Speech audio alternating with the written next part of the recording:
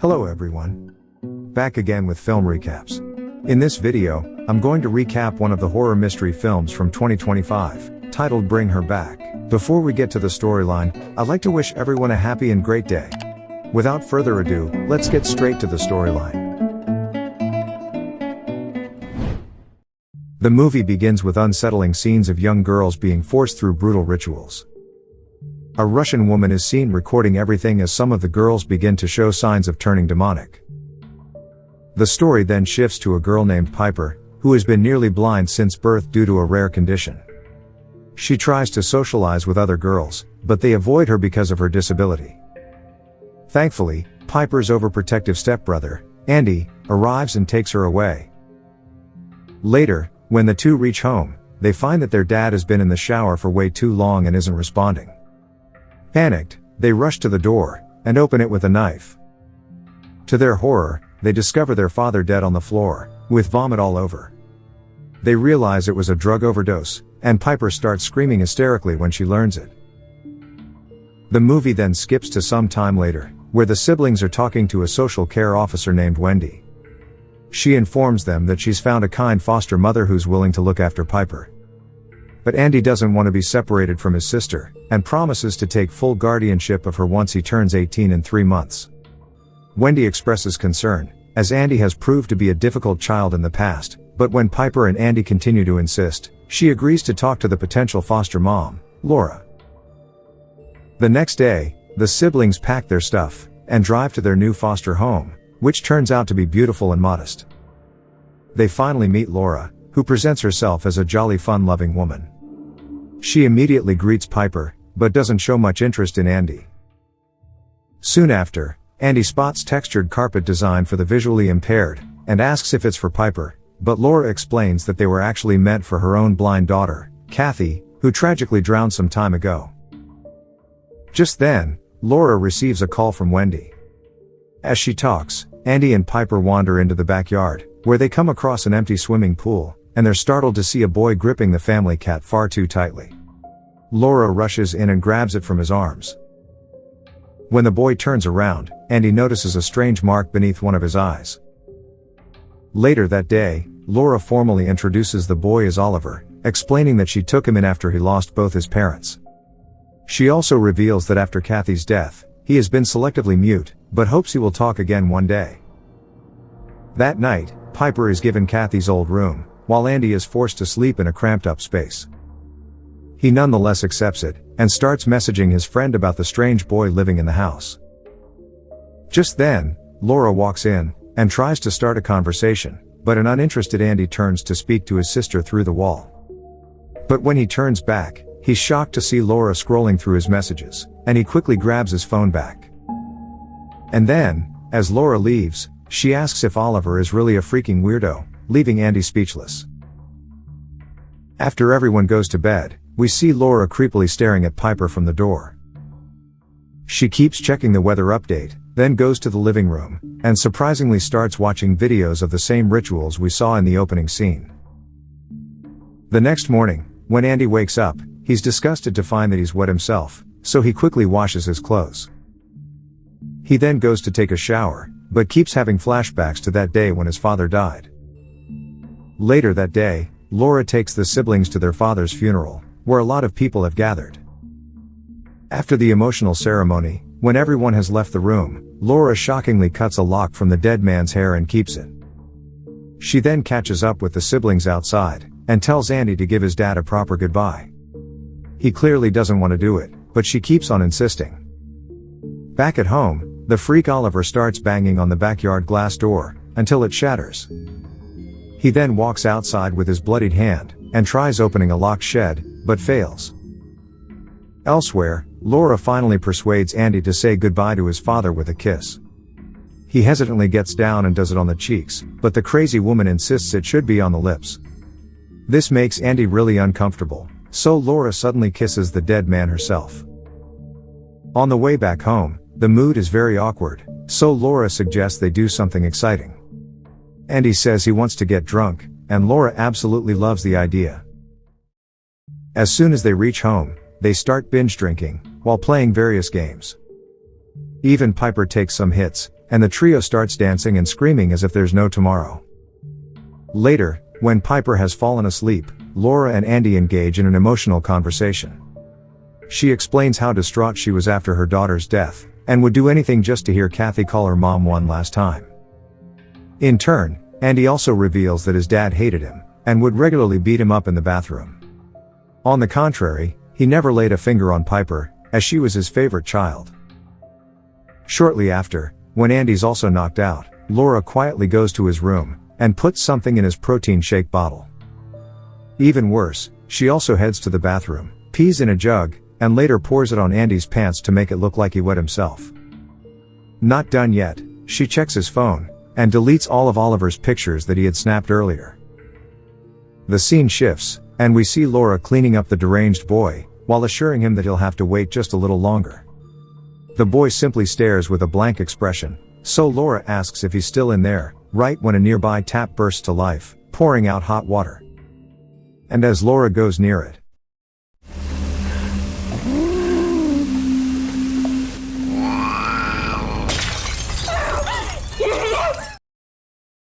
in the morning, Andy wakes up with foam in his mouth, and pee in his pants.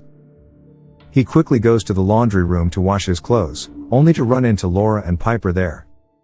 The cunning woman immediately notices the piss and discloses it to Piper, leaving Andy embarrassed. After he leaves, she quietly tells Piper that Andy was acting aggressive last night, and that she's starting to worry about his mental state. Later, the girls have gone outside, and Andy tries to take a shower in the bathroom, but flashbacks of his evil father prevent him from doing so. Andy thus goes to the backyard, turns on the tap and begins taking a bath there. He soon notices Oliver from his room, and the boy is trying to kill an insect, right before he casually eats it like it's lunch. Shortly after, Andy goes to the weirdo's room to connect with him, only to find that he's locked in. And so, he grabs a knife, and eventually opens the door. Andy then slices a fruit, and gives it to the boy to win his trust. But in a shocking turn of events, Oliver starts eating the knife, which leaves him bloodied, so a horrified Oliver immediately pulls the knife out. Andy pulls the boy out to take him to the hospital, but Oliver suddenly stops when he comes near a white circle drawn on the ground.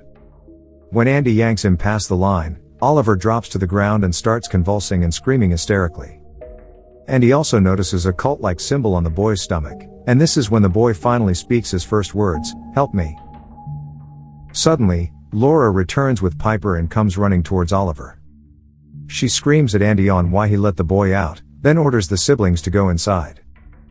A panicked Laura then rushes Oliver to her room and starts watching tutorials of the demonic rituals, while the boy briefly goes back to normal. Who are you? What do you want? Please. She somehow manages to calm him down by gently rubbing his forehead, and later feeding him the lock of hair she had stolen a few days ago. In the next scene, Andy finally decides to take a shower in the bathroom to clear out his mind. Soon enough, Oliver appears there, but Andy hallucinates him for his dead father and starts freaking out. Oliver cryptically says that she'll die in the rain, and the terrified Andy ends up slipping and knocking himself out. Later, Andy wakes up in the hospital and immediately tries to leave, but several doctors hold him down. Back at home, it starts raining heavily, and a lonely Piper goes to Laura's room. They begin watching Kathy's old videos on TV, and bond over it. Later, Laura visits Andy in the hospital, and reveals that he got a concussion from the bathroom incident. She has brought a present for him, but Andy is more concerned about his sister, and urges Laura not to let her out in the rain. When she asks why, Andy reveals that he saw his father in the bathroom, who gave him that warning. Laura suggests that he might have just been hallucinating his father again, and promises that she'll always keep Piper inside the house. But as soon as Laura returns home, the first thing the crazy woman does is take Piper outside to play in the rain. The two laugh and enjoy themselves, just like Laura once did with her late daughter. After a while, she leads Piper into the nearby shed, and dresses her in Kathy's old clothes. She then gently asks Piper if she'd like to stay here forever, but the girl replies that she and Andy plan to leave as soon as he turns 18. Laura's expression briefly darkens, but she forces a smile, and tells Piper she has something to show her. Laura then grabs her hand, and makes her touch something inside a deep freezer, and we shockingly learn that it contains the dead body of Kathy. The next day, Andy finally returns home, but he's clearly unsettled by the turn of events. Laura, meanwhile, is in her room with Oliver, watching the demonic rituals like it's her favorite show. The tutorial shows 3 creepy steps: consuming the old body, mimicking the death, and purging the soul into the new body. As soon as these 3 steps are completed, a dead person comes back to life. Here it becomes clear that Laura is trying to resurrect her dead daughter using the same demonic ritual. After this, Laura suddenly puts on Andy's body spray, and goes to Piper's room while she's asleep. She stares at the girl for a while. But then she does this.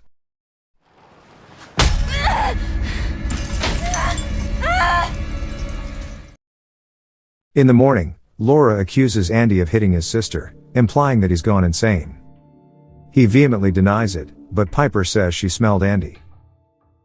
Just then, Andy spots Oliver standing out in the rain, and realizes something is really wrong, so he clicks a video of the boy, but the cunning woman snatches his phone away and breaks it.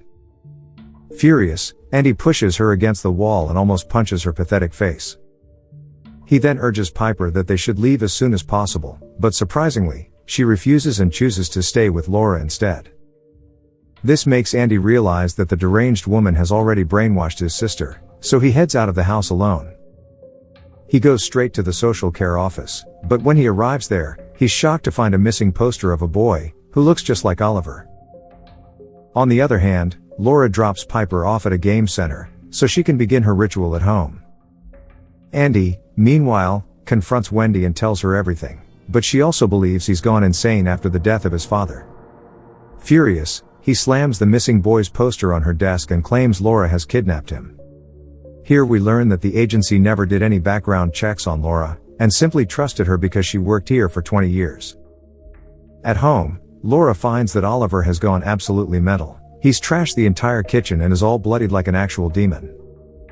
Without any warning, Oliver attacks Laura and bites a good chunk of flesh off her hand, but she somehow manages to escape and lock herself in a room. At the social care office, Andy asserts that the missing boy is at Laura's house, and he pleads with Wendy to at least come with him and have a look. Back at Laura's home, Oliver has gotten so hungry that he starts eating a delicious table. When that's not enough, he begins tearing his own flesh to satisfy his hunger. Shortly after, Laura exits her room, and finds Oliver out in the rain. Since he's a huge part of her ritual, she starts drawing a circle on the mirror using the blood from her injured hand. The plan surprisingly works as the demonic Oliver is drawn to the circle in an instant. After he finally calms down, Laura leads him inside the shed to feast on her dead daughter, initiating the first stage of her ritual. Meanwhile, as Wendy and Andy are on the way to Laura's house, he leaves a heartfelt voicemail for his sister. But unfortunately, it turns out Laura has Piper's phone, and she quickly realizes they are coming for her. She begins cleaning the entire house as quickly as she can, and changes into fresh clothes to hide her injuries. Shortly after, the duo arrives at the house, and Wendy decides to talk to her friend alone. Laura welcomes her as if nothing happened, and shows her the entire house, which has nothing suspicious. Meanwhile, Andy is getting restless, so he decides to do some digging on his own. He goes straight to the shed, breaks open the padlock and goes inside. What he witnesses shocks him to the core. A barbaric Oliver is feasting on Kathy's dead corpse. Inside the house, Wendy notices Laura's bloodied hand, and at the same time, Andy starts calling for her. Realizing she has been exposed, Laura grabs Wendy and pleads with her not to go outside as she's trying to bring her daughter back. She also claims that Piper must be sacrificed, but a shell-shocked Wendy pushes her aside and rushes out of the house. Andy then leads her to the barn, where she's horrified by the demon boy, so the two quickly make a run for it. But unfortunately,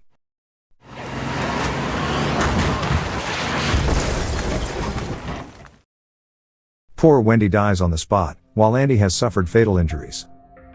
Laura then goes to him, and brutally drowns him in a rain puddle until he passes away as well.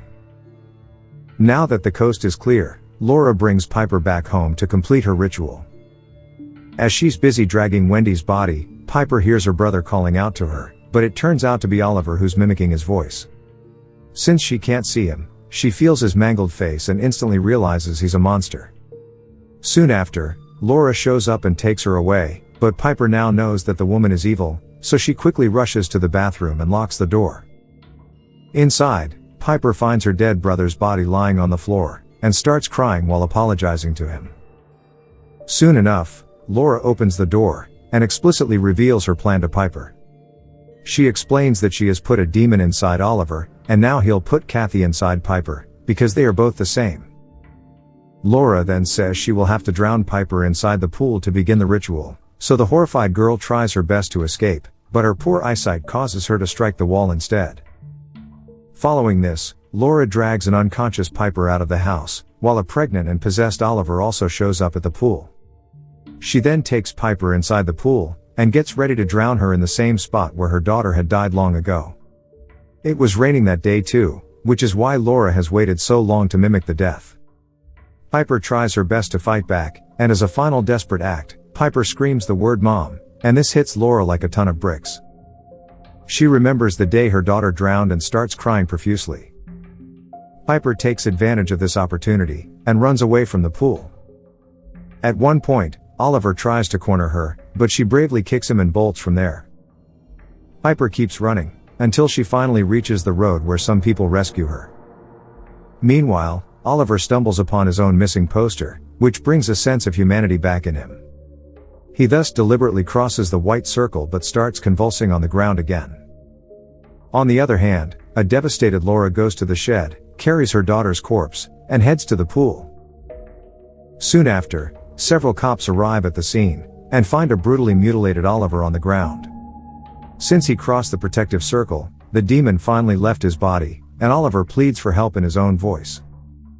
The movie ends as the cops circle Laura in the swimming pool, who's still holding onto her dead daughter. Okay guys, thanks for watching.